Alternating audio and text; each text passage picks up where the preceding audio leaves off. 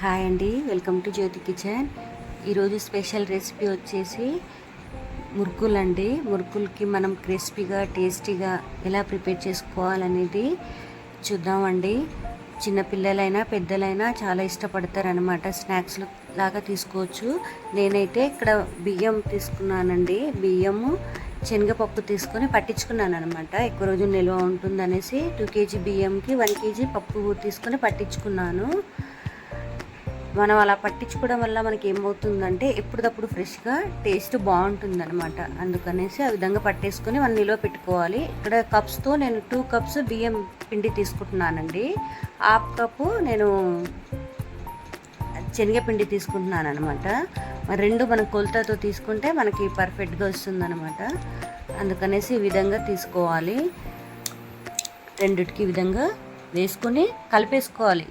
మంచిగా కలిసేలాగా రెండిటికి విధంగా కలిపేసుకోవాలండి.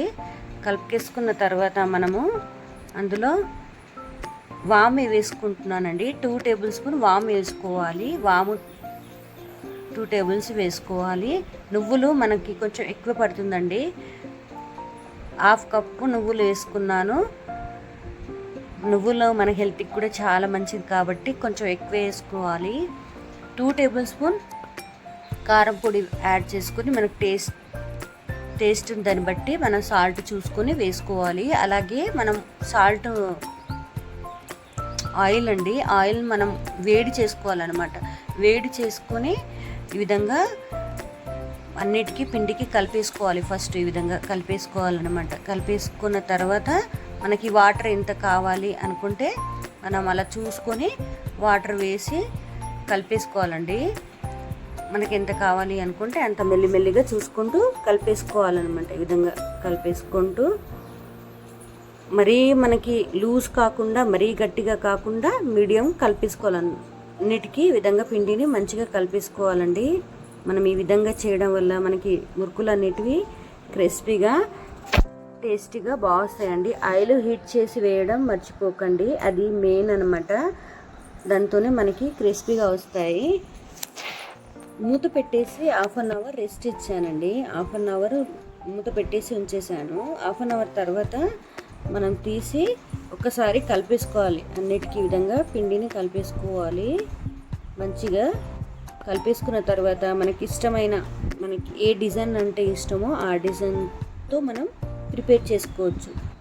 కొంచెం వాటర్ తోని మన లోపలంతా మురుకులు చేసేది ఉంటుంది కదండి, దాంట్లో వాటర్తో కొంచెం తడిపేసి పిండి వేసేసుకొని మరో పక్కన ఆయిల్ ఈ విధంగా హీట్ అయిపోయిందా లేదా అనేది చెక్ చేసుకోవాలి. ఎక్కువ హీట్ అయినప్పుడే మనము మురుకులని అందులో వేసుకోవాలండి.